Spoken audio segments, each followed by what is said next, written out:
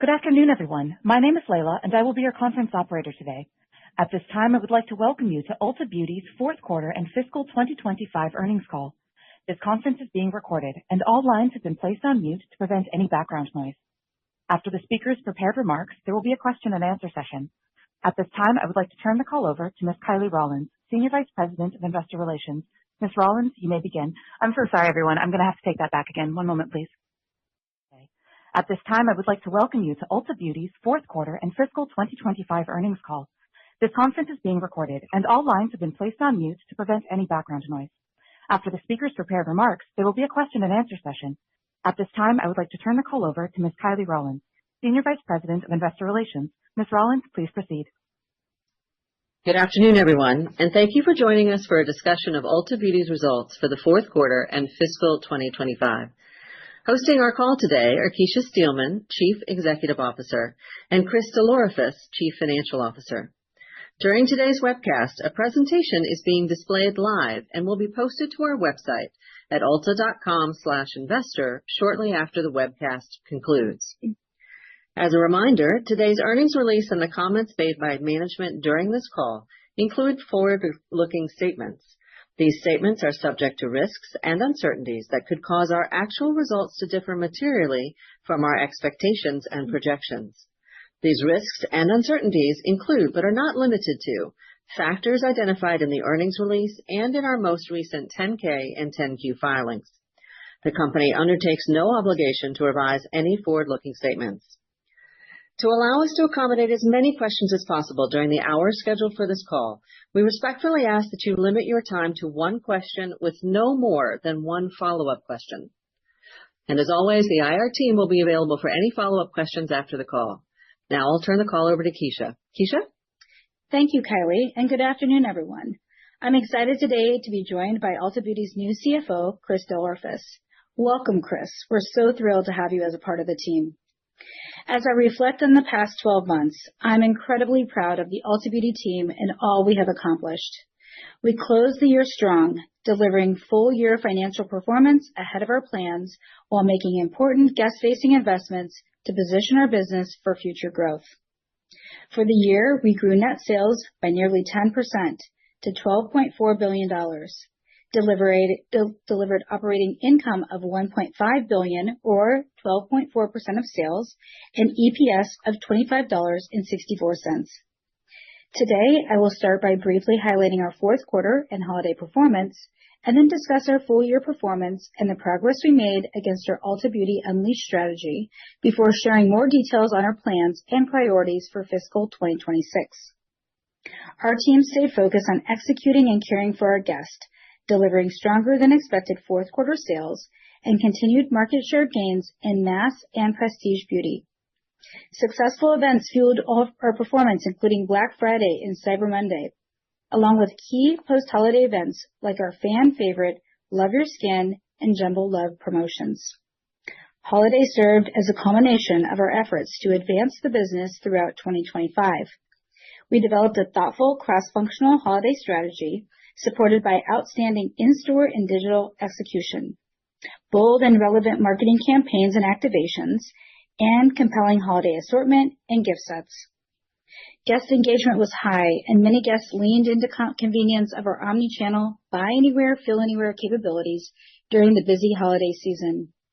Our store and digital teams executed with excellence, delivering record-breaking holiday performance. We introduced a fun holiday marketing campaign focused on the 12 Days of Giftmas, featuring celebrity brand founders, which drove meaningful gains in awareness and brand love scores. We drove comp growth across all categories and made gifting easy with a curated and powerful holiday assortment, impactful newness, and leading fragrance offering. Our relentless commitment to operational excellence had store teams quickly restocking after high-volume holidays to serve guests and maximize selling opportunities, while our supply chain teams leveraged recent distribution center upgrades to increase our delivery speed to guests. Turning to our full-year performance, fiscal 2025 was a year of strategic investment and deliberate transformative change for Ulta Beauty. Change that challenged us to sharpen our focus, strengthen our capabilities, and position our business for sustainable, profitable growth in the rapidly evolving beauty market. We began the year with a clear vision on how we intend to unleash the power of our model, build on our foundational advantages, and reassert our leadership position in beauty through the execution of our Ulta Beauty Unleashed strategy.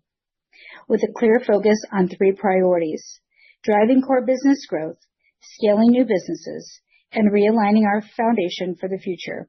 Paired with the collective commitment and agility of our teams, we turned vision into reality and made exceptional progress across each pillar of our strategy, reigniting our growth, strengthening our core, and delivering better than planned financial performance.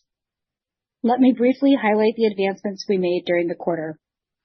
We elevated our execution and more consistently delivered a differentiated omni-channel guest experience, further solidifying Ulta Beauty as the unmatched beauty destination for all guests.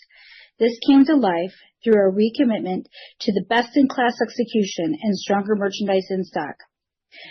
Incremental investments in payroll hours to support the guest experience. More than 100,000 in-store events, which included brand launches, brand education, and celebrity appearances, and highlighted our differentiated in-store experience.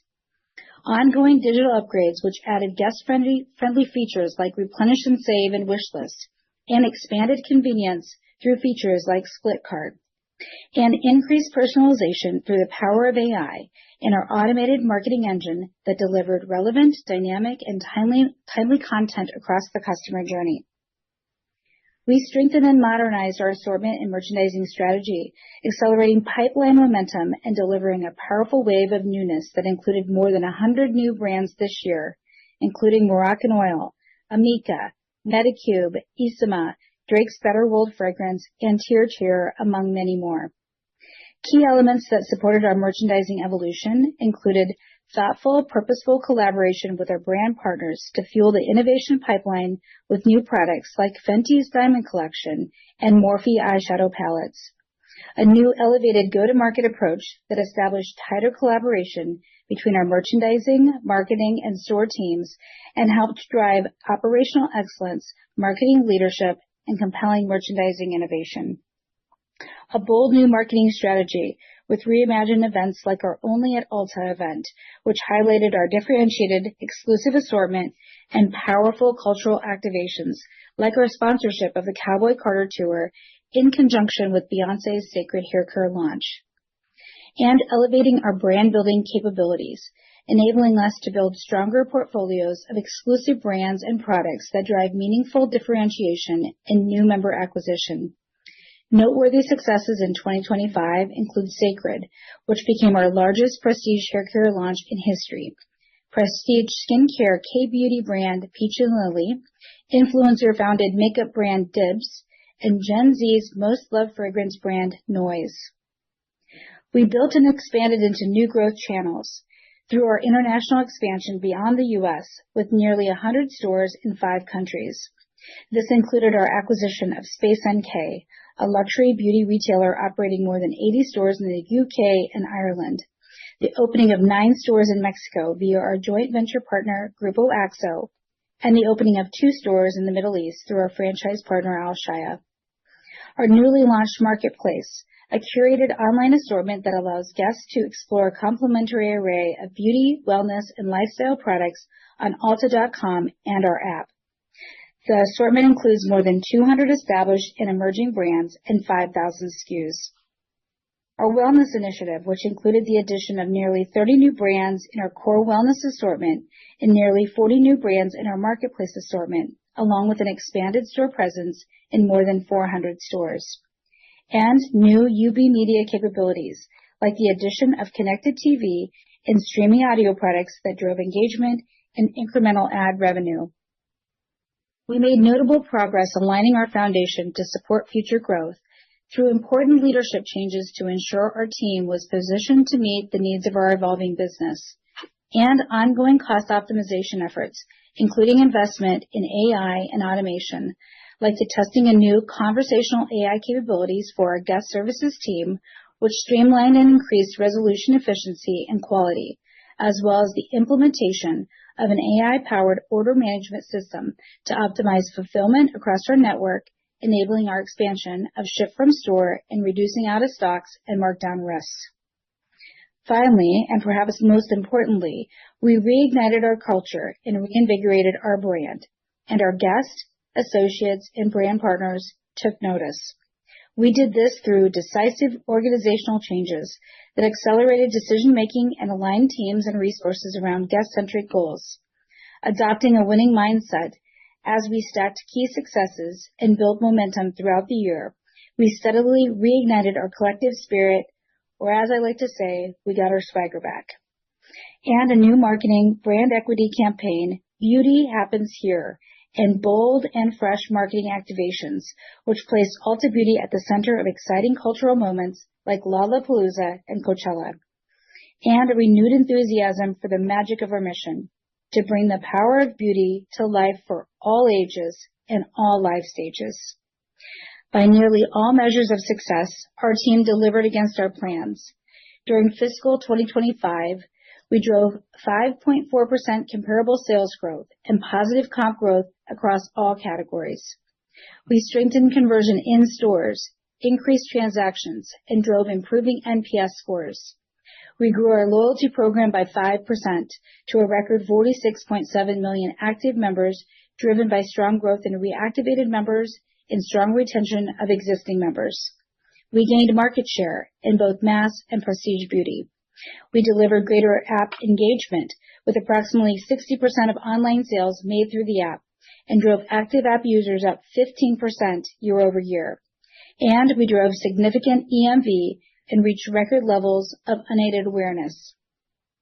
While the guest-facing investments we made this year pressured profitability, the steady progress and results driven in fiscal 2025 reinforce our expectations that these investments position us to return sustainable, profitable growth and to deliver against our long-term financial targets in fiscal 2026 and beyond. Before I turn to our plans and priorities for 2026, let me first touch on our view of the consumer, the current beauty landscape, and our expectations going forward. Throughout 2025, we closely monitored consumer behavior and observed continued resilience, a strong focus on value and affordability, and increasing discernment in spending decisions. At the same time, engagement with the beauty category remained healthy, and the landscape remained competitive.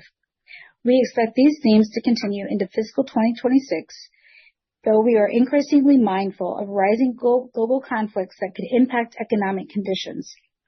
Absent increased broader macro disruption for the year, our expectation for the beauty category growth is in line with the average historical growth rate, with expected growth in the 2 to 4% range. As we turn to fiscal 2026, our Ulta Beauty Unleashed strategy will continue to guide our priorities as we build on the successes of fiscal 2025. Chris will highlight our financial outlook, but let me touch on our priorities and plans for 2026. First, our core business in the U.S., which now includes more than 1,500 stores and robust digital offering, is our top priority, and we continue to see significant opportunity to unlock further growth. In 2026, we will continue to enhance our brand-building efforts to further elevate and differentiate our assortment and strengthen our position as the retailer of choice to launch, build, scale, and globalize across the full, low to luxury portfolio. We will continue to strengthen our appeal to meet guests' evolving beauty needs with innovative and relevant newness, like the record-breaking launch of Rare Beauty by Selena Gomez and the exclusive launch of Balmain's newest scent, the Sin de Balmain. We will continue to invest in the heart of our experience, our stores, to extend our competitive advantage and capture key growth opportunities. We will build on our progress across our digital platforms with new capabilities and stronger guest engagement through personalization as we leverage greater automation and real-time content to tailor the guest experience and provide even more value to our loyal members. And we are pleased to announce today an expanded strategic integration with TikTok. Next week, we will launch Ulta Beauty on TikTok Shop, where guests can purchase immediately as they engage with content from Ulta Beauty and our brands on the platform. We are excited about the opportunities both social and AI-enhanced commerce platforms are providing us to bring our undeniably Ulta Beauty experience and assortment to life. We will initially launch with a thoughtfully curated assortment of only at Ulta brands, which will add another exciting tool to our brand building playbook. Next, in order to maximize key incremental growth opportunities and remain resilient in a rapidly changing world, we will work to scale our new businesses. We intend to continue our international expansion in the UK, in Mexico, and the Middle East through our existing partners. We will thoughtfully expand our wellness and marketplace assortment to drive new member acquisition and spend per member, and add new UB media capabilities to collectively fuel incremental profit growth. Finally, turning to our third area of focus, aligning our foundation for the future by optimizing our ways of working and streamlining our cost structure. In 2026, we plan to continue our supply chain transformation efforts with the rollout of increased automation in existing facilities and start of construction of a new regional distribution center in the Northwest later this year that will expand network capacity and increase fulfillment speed. We plan to invest in systems and processes to drive sales and inventory productivity through new merchandising transformation efforts.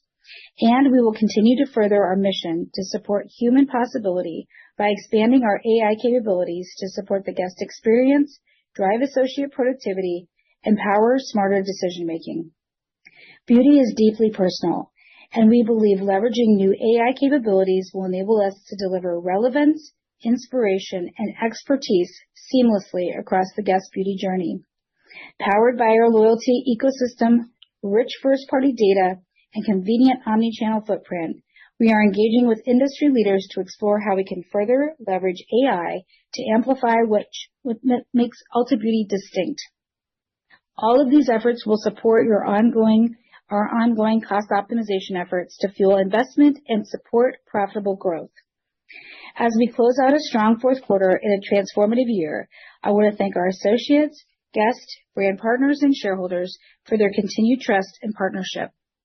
As I reflect on my first year as CEO, I am proud of the progress that we made to deliver on our commitments, strengthen our strategic position, and invest in capabilities that will drive our next phase of growth.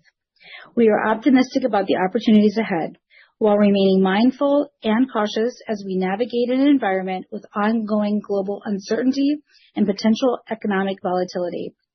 Looking forward, we will control what we can control, put our prior strategic investments to work as we focus on strong execution, innovation that creates real value for our guests, and disciplined, results, return-driven capital allocation. I'm excited about what the future holds for Ulta Beauty.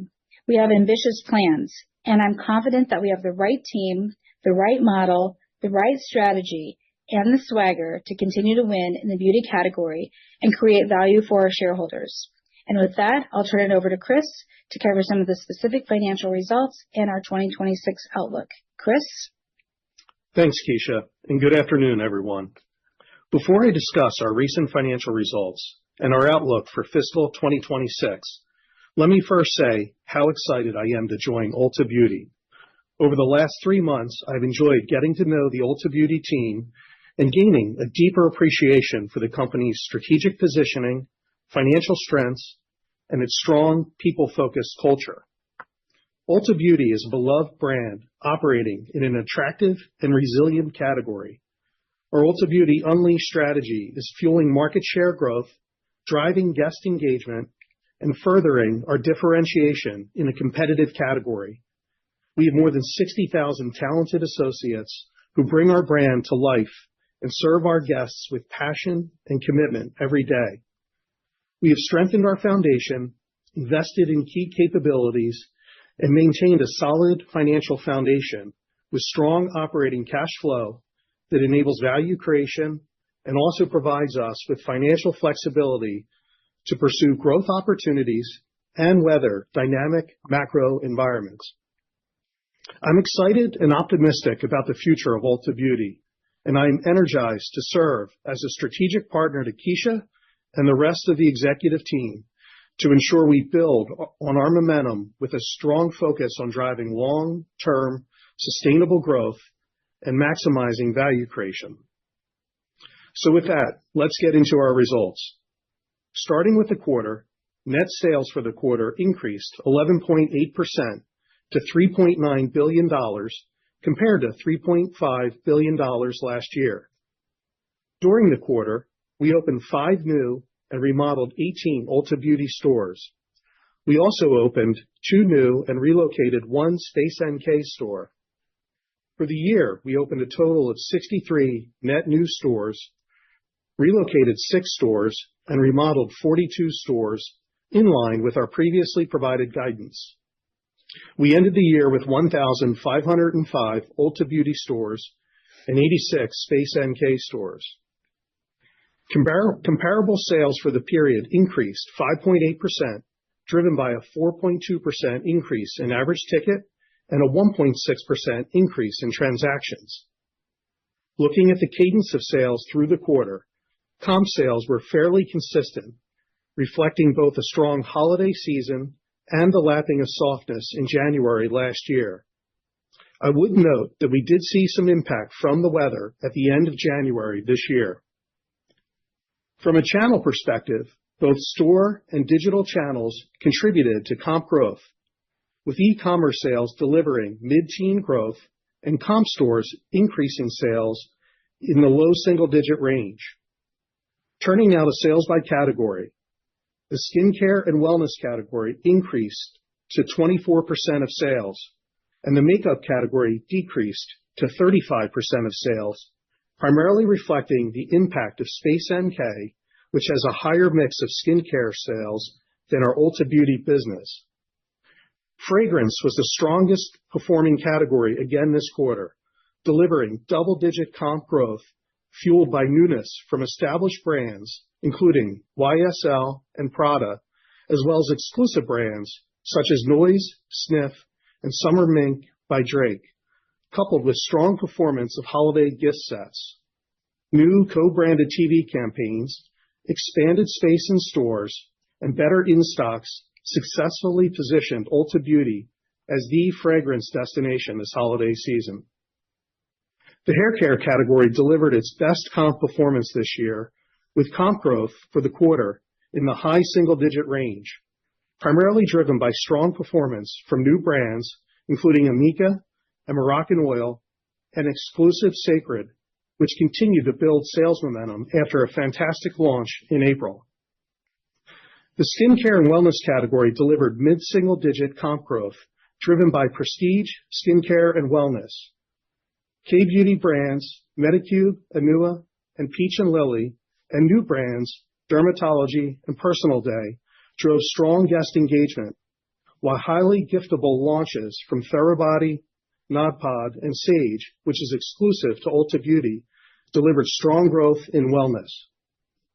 We took market share in the makeup category with low single-digit growth in total, supported by positive comps in both mass and prestige makeup.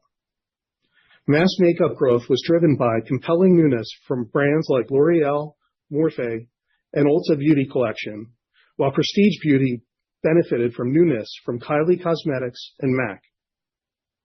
Finally, services delivered mid-single-digit comp growth, driven by increases in salon and specialty services, including ear piercing and makeup services. Gross margin for the quarter decreased 10 basis points to 38.1% of sales. The decrease was primarily due to channel mix and deleverage of store fixed costs and other revenue.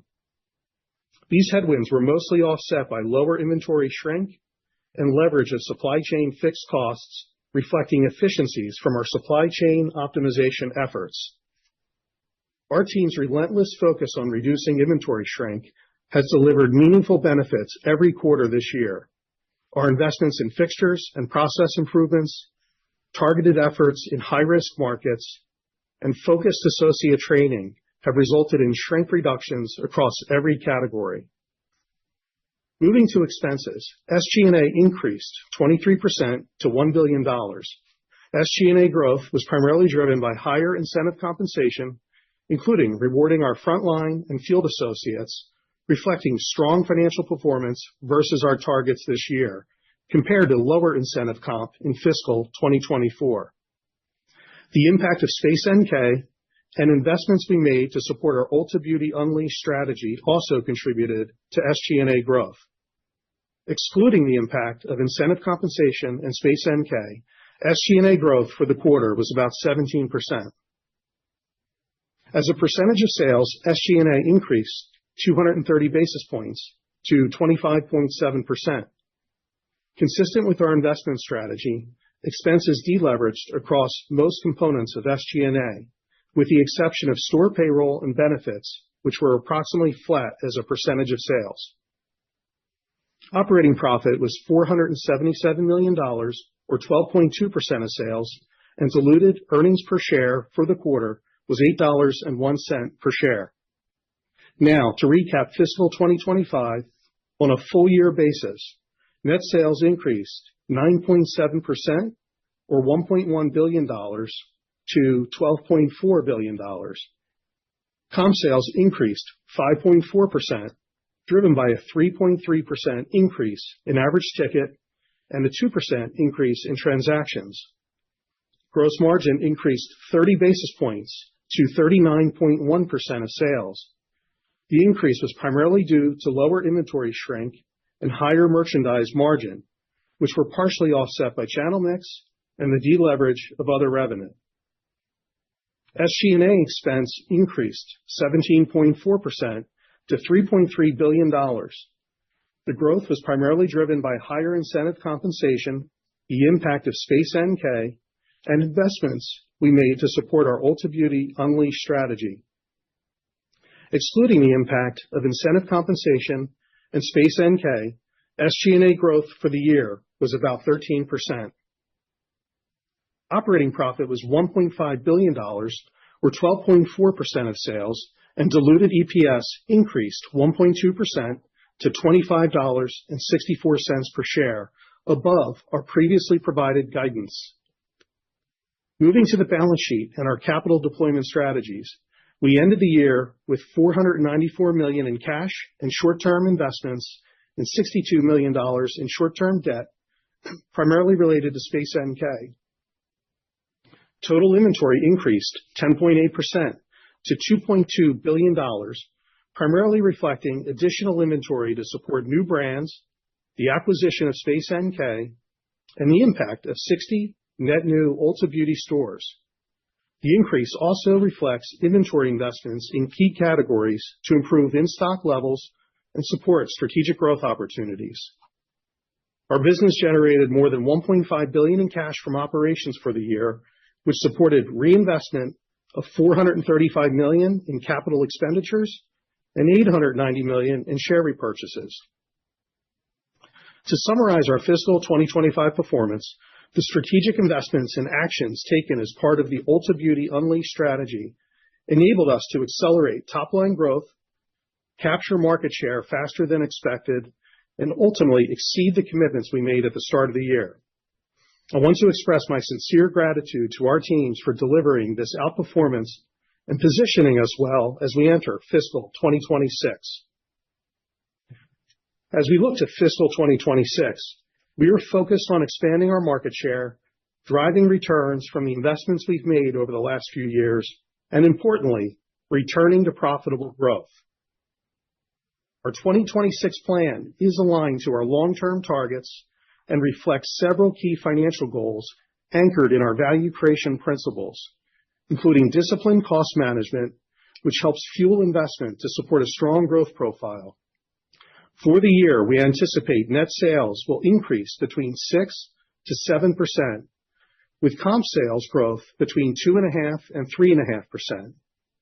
We are planning on operating profit to grow in line or faster than net sales, and we expect diluted EPS will increase more than operating profit. For modeling purposes, we expect net sales will be between $13.1 and $13.2 billion, primarily driven by comp sales growth and the impact of 50 to 60 net new company-operated stores. Overall, we are planning stronger sales growth in the first half of the year as we benefit from the acquisition of Space NK and lap easier comp growth comparisons in the first quarter. We expect gross margin will be approximately flat, as benefits from higher merchandise margin, driven primarily by greater inventory productivity, will likely be offset by deleverage of store fixed costs and other revenue. We will continue to invest in growth opportunities, but we are planning SG&A growth to be in line with to slightly below net sales growth and significantly lower than fiscal 2025, enabled by productivity programs and disciplined investment prioritization. Keep in mind, we expect to realize double-digit SG&A growth in the first half of fiscal 2026, as we won't lap the acquisition of Space NK and the annualization of investments until the second half of fiscal 2026. We expect operating profit will increase between 6% and 9%, resulting in operating margin being flat to up 20 basis points. Primarily reflecting the anticipated pace of SG&A growth, we expect operating profit growth will be stronger in the second half of the year. We expect these plans, combined with the ongoing efforts to enhance inventory productivity, will continue to generate strong operating cash flow, which will enable reinvestment to support future growth and also support our intent to return approximately $1 billion of capital to shareholders through our stock repurchase program. We expect capital expenditures for the year will be between $400 and $450 million, primarily to expand and refresh our store portfolio, as well as investments in digital and information technology capabilities and supply chain optimization to support the guest experience and drive further operational productivity. Reflecting these assumptions, we anticipate diluted EPS will be between $28.05 and $28.55 per share, representing growth between 9.4% and 11.4% respectively, including the impact of share repurchases and an assumed tax rate between 24.2% and 24.4%. In closing, the execution of our Ulta Beauty Unleashed strategy in 2025 enabled us to accelerate top-line growth and deliver stronger performance than planned. Building on this foundation, we have developed a plan for fiscal 2026 that delivers against our long-term financial targets, including market share expansion, profitable growth, and strong cash generation, which support attractive EPS growth and compelling value creation.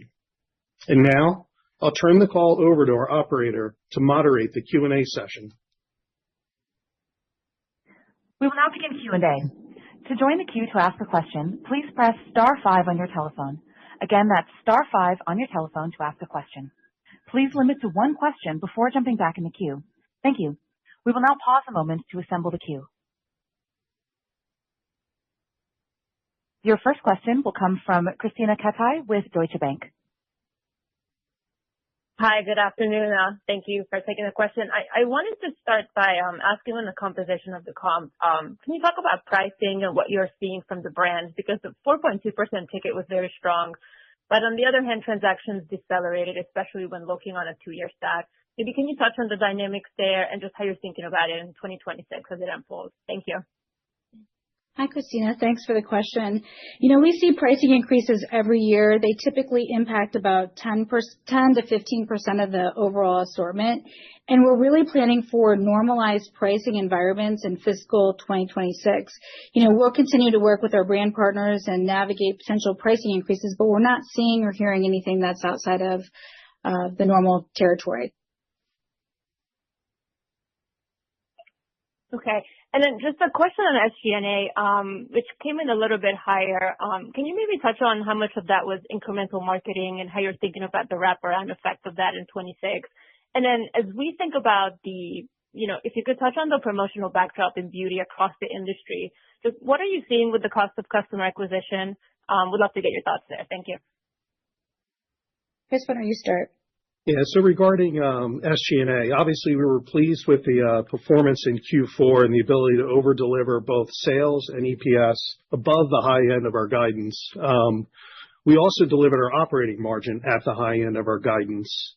So if you think about it, we over-delivered sales above the high end of our guidance by about $85 million, and we had flow-through of EPS upside similar to our margin rate. So we did make some investments in SG&A in between there. A few things I would point to. One, we had to absorb higher incentive comp on the overperformance. The second thing to note is, of course, there are some variable costs that are attributed to the increased sales, for example, increased tasking in stores. In addition to that, we did make some investments to support the outperformance and growth, most notably marketing, some media investments that not only help 2025, but positions us nicely as we look into 2026.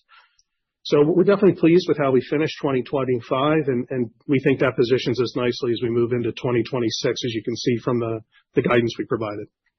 Yeah, and then just a little bit on promotionality. We don't have any plans to accelerate promotion, but we recognize that the environment is competitive, it's dynamic, and there is an increased focus right now out there on value.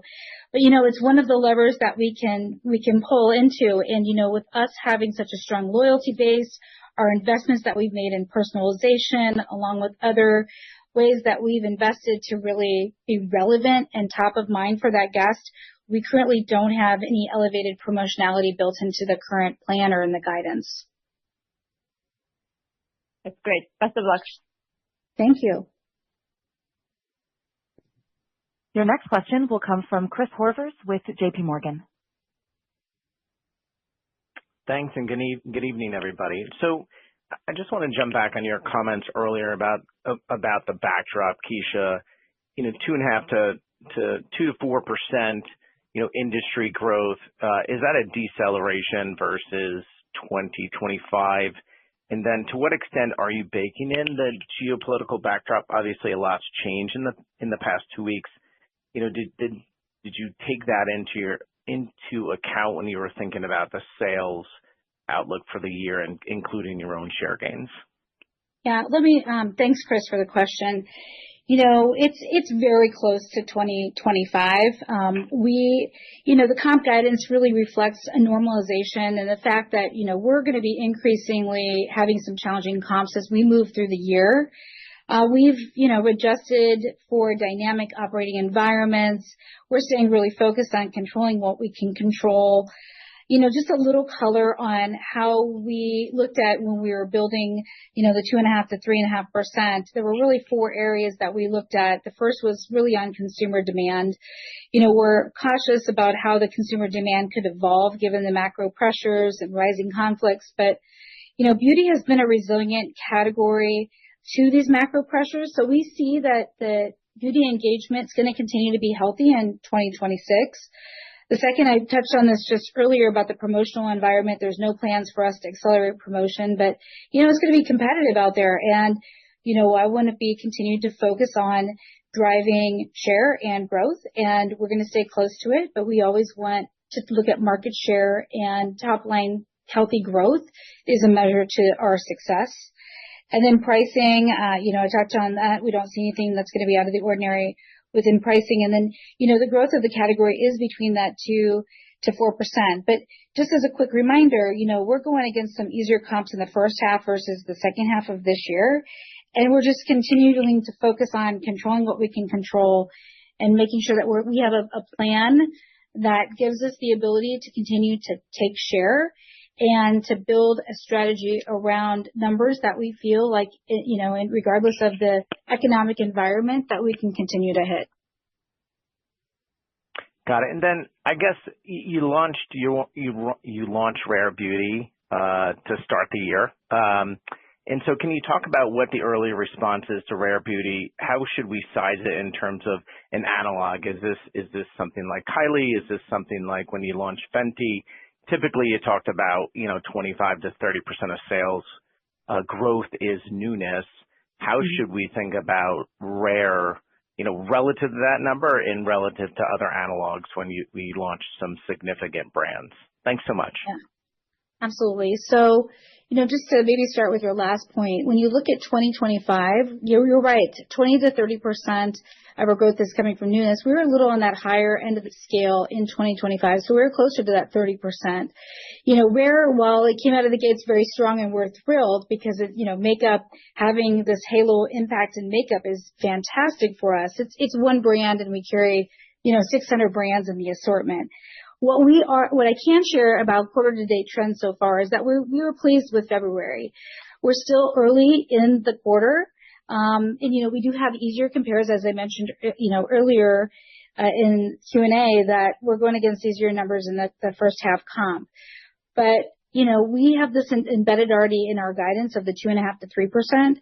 But yeah, we were thrilled with what we saw with Rare coming out of the gate strong. Lauren and team had done a great job with newness and the cadence of newness in 2025.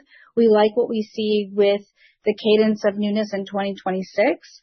But, it's one brand, doesn't change the entire course of our business at the same time.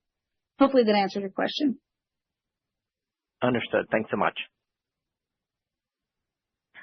Your next question will come from Sydney Wagner with Jefferies. Hi, thanks for taking our question. Can you just give us a little bit more of an update on what you're seeing in terms of the competitive environment? We've seen some pushing from mass retailers into prestige. So I'm just curious what you think about are the most important elements of the business to maintain your competitive moat in the category, and what helps you continue to win new brands? Thank you. Thanks for the question, Sydney. Beauty has always been a competitive category, but, I would say that this is what we do. This is what Ulta Beauty is about. We cover everything from low to luxe and everything in between. And when you add wellness into this mix, we're a trusted location with expertise that's broad and a curated assortment, with our leading loyalty program, with this omni-channel activation that we're continuing to invest in.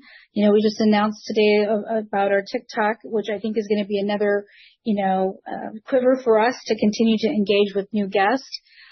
We just are leaning into what makes us different, which again, I do believe it's that low to luxe with services and wellness all captured into it. We've been talking a little bit more about leaning into our brand building capabilities. We're bringing, an elevated focus on how do we continue to engage with newness and exclusivity, which continues to, separate us from everyone else. But again, a lot of people want to get into beauty because it's an attractive category because of the margins, et cetera. But this is what we do, and we're just going to double down on the strength and the power of this model. The Ulta Beauty Unleashed plan, I could not be more pleased with how we were performing against the plan in 2025. We're just going to continue to double down and really start to reap the reward of the investments that we made in 2025 and harvest that in 2026. And I would just say, stay tuned. We are pleased with the progress we've made, and I feel like we are focused on the right strategies for us to continue to be a share gainer in the future.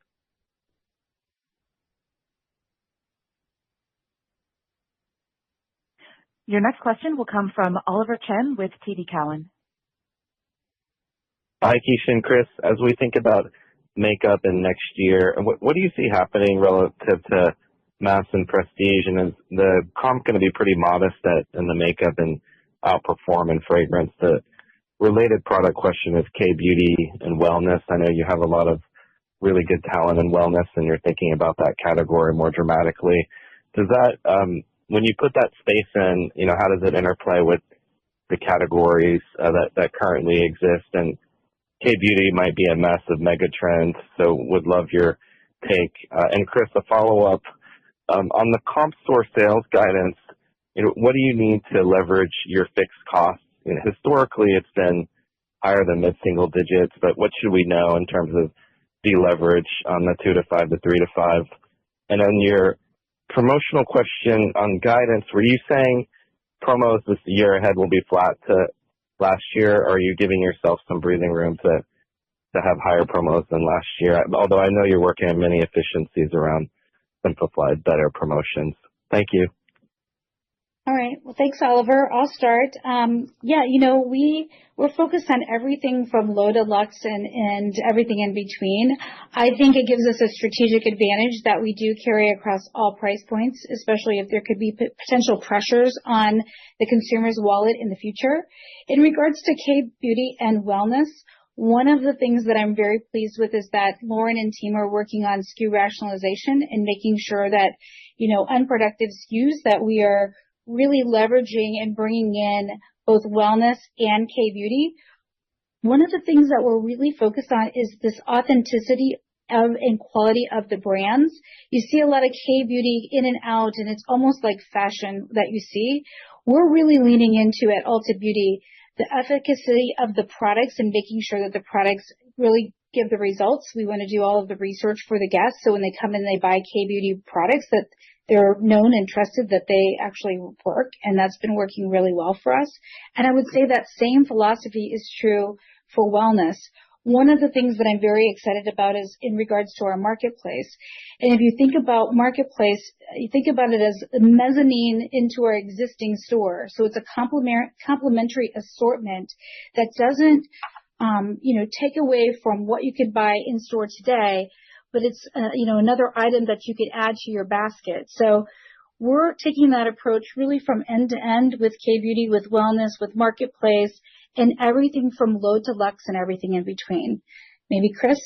Yeah, on the store fixed cost and the deleverage, maybe what I would share is one, as you heard, we're planning gross margin flat year over year. So we have multiple levers that we do to try and manage that.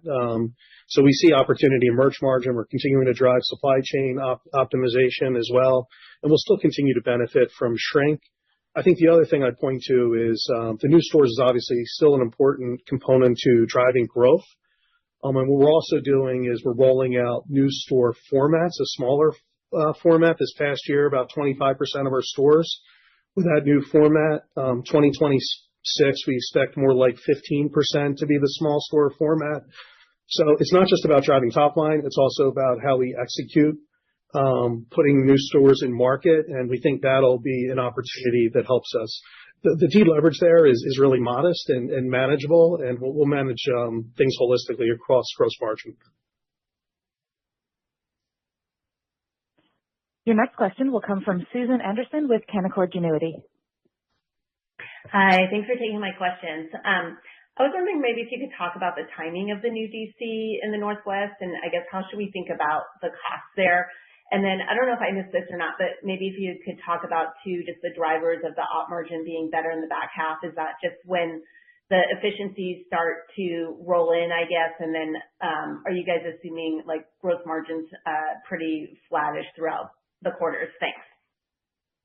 Yeah, thanks for your question, Susan. I'll start and then I'll kick it over to Chris. When we talked about the new DC, it won't be up and functioning until 2027, but these things take a while to of course get out of the ground, especially when you're building from ground level up. We have that, those dollars are built into our CapEx plan. So they are both in the long-term algorithm, and what we are expected to spend is already in this year's guidance too, with the cost to get that building started. And then Chris, I'll turn it over to you. Yeah. So on the progression of operating margin, the primary driver is really SG&A. There's two key factors. First of all, in the first half of the year, all the way up until Q3, right, we're absorbing Space NK. So you have that impact. The second one is the annualization of the investments we made in the back half of 2025. So then as you move into the second half, you cycle over those. And in addition, especially with Space NK, right, in the holiday season, it tends to be higher sales, and you get the leverage from the SG&A there. So those are the key drivers. Our productivity was active in 2025 and will progress throughout the year. I would more point to those two factors as the big factors that impact the timing of operating margin first half versus second half. Okay, great. Thanks for the details. Good luck this year. Thank you. Next question will come from Kate McShane with Goldman Sachs. Hi, good afternoon. Thanks for taking our question. So our question is centered around SG&A as well. Totally understand the different laps that we are encountering here in 2026. But if we were just to focus on how you are spending around marketing, I know that was part of the Unleashed plan to spend more on marketing. Could you maybe just talk a little bit more about plans for that, just how the dollars look maybe versus what you spent in 2025 and what that could look like going forward? Yeah, so we wouldn't share that level of detail, but what I could share is a couple things. One is our SG&A growth profile, right, that we outlined was either in line with sales to slightly below sales. Again, that does include us absorbing Space NK and the annualization of investments We have been very targeted with our investment priorities. And so one of the top areas that we've continued to prioritize is personalization, which will certainly be a core part of our marketing investment. So we're still investing to grow within that plan, in addition to having the carryover investment that we put into place in 2025.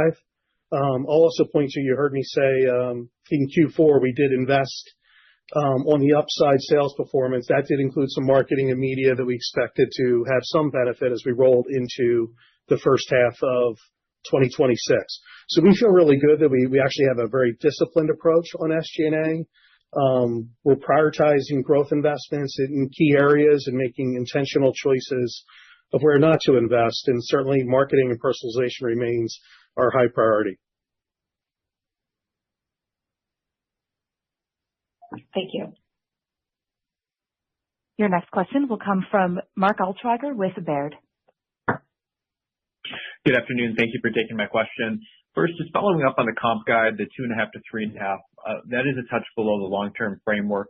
So I was hoping you could just give us a little bit more detail on the factors driving that, just conservatism to begin the year, or just anything you're seeing in the environment that's leading you to take a more cautious approach to that today. Well, I will say that our initial plan is, and I shared this in the comments, Mark, that, we want to be a market share gainer. So we are looking at that as we built this plan, is that we do not want to cede market share. So, I think that this plan, we feel, is a thoughtful plan. That is one that we can, continue to build the expense portfolio around. If there's potential upside, I'm going to love that. We've had, this last year, we had a strategy that was working. It was laid out well. We outperformed our initial guidance that we shared in 2025. And we beat and raised throughout the year. And we exceeded on all metrics. I'm confident that we've got a plan for 2026 that allows us to hit our targets, and continue to invest in the business. It will allow us to continue to be a share gainer and be, I'd say fiscally responsible in our investments. Some of the, numbers that Chris shared, we're getting some of our expense rates in line. We've been in this heavy investment cycle for many years, and it's time for us to start to reap some of the rewards of those investments, and that's what this plan is allowing us to do. That makes a lot of sense. And then, Keisha, just to follow up, wondering if you could share any more learnings you've had so far on Space NK, and any update to how you're thinking about unit growth there and geographic expansion to new markets. Thank you. Yeah, thanks, Mark. Well, what I will say is that we're pleased with the performance. They have a nice growth in sales. We feel great about the growth strategy. I'm not going to give specifics on where we see the growth, but we view this asset as additive to our core business. We see opportunities to really leverage each other's strengths, access to new brands, clienteling strategies, loyalty programs, and there is the ability for us to continue to grow in a nice market of the UK for us. So, it's still a little early to say how we feel like we can totally unlock all the value in Space NK, but we like what we're seeing so far, and we're really pleased with the acquisition. Thank you. Your next question will come from Olivia Tong with Raymond James. Great, thanks. You've talked in the past about leveraging investment. So can you talk about the level of investment spend for 2026, the initiatives that you have planned this year versus last year, where that leverage is coming from? And then as you look at the margin improvement, what do you think is the right level longer term now that the business is on a better track? What is the right investment level to get back to sort of a steady state comp growth more in line with a long-term algo? That's my first question. And then the second one is just around the consumer environment being as challenging, new challenges to the consumer environment that we perhaps didn't have a couple of weeks ago. And can you talk about your flexibility and the flexibility in the model to make potential pivots, adjustments if necessary? You've obviously done a lot to improve promotional cadence, but it seems like the state of the consumer is evolving. Just wanted to get a little bit more detail on that. Thank you. So Maybe I'll start with the second part of your first question on how we think of margin. Look, what I would share is the way we think of this is we're looking to deliver consistent, profitable growth. To maximize value creation, what we want to do is maximize profit growth. Margin is a part of that, of course, but I can do that driving incremental top line or through margin leverage. So every year, and this is what's reflected in our current guide, we'll have a plan that has a strong productivity goal that's going to fuel targeted and high ROI investments in a disciplined way. So it won't be at the expense of margin. If I see investment opportunities throughout the year, as Keisha said, if we have upside and can increase our operating profit in the current year while continuing to also support future growth momentum, you get a double benefit and can do that preserving margin. That's what I'll do. And that'll support kind of consistency of growth and then a flywheel of value creation. With that said, again, every year we'll have an element of leverage that we're building into our plan.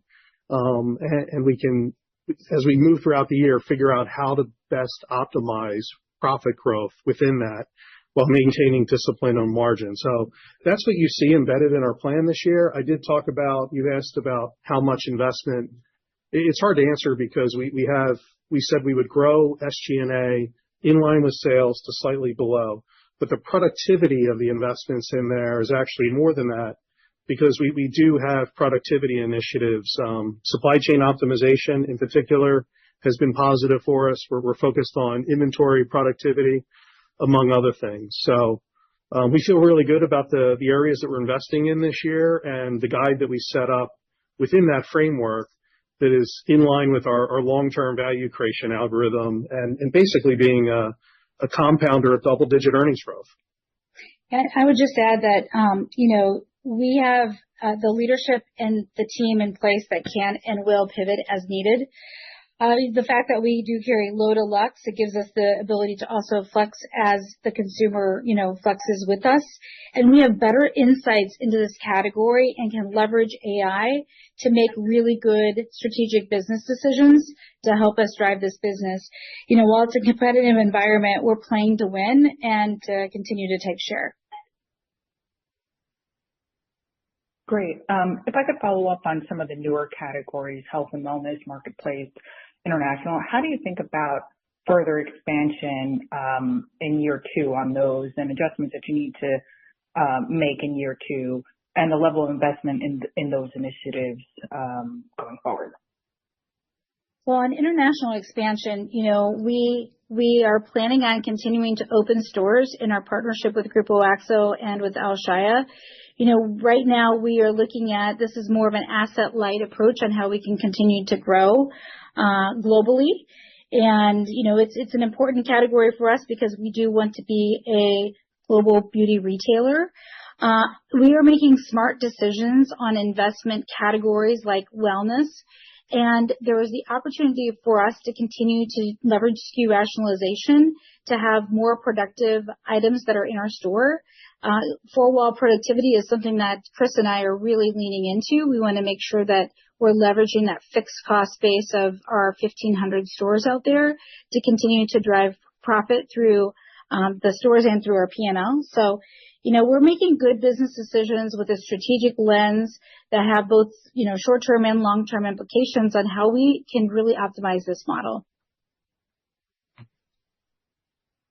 All right. Well, with that, I think that that would be the last question that we had. I just want to thank everyone for joining us today. And I want to thank our associates once again for delivering against our ambitious plans for 2025 and for their dedication in representing the Ulta Beauty brand to our guests each and every day. We're confident in our strategy. We're focused on operational excellence and committed to delivering sustainable growth, even in this dynamic environment. We look forward to updating you on our progress on the next earnings call on June 2nd. And I want to thank you all and have a great evening. Thank you. Thank you for joining. This concludes today's call. You may now disconnect.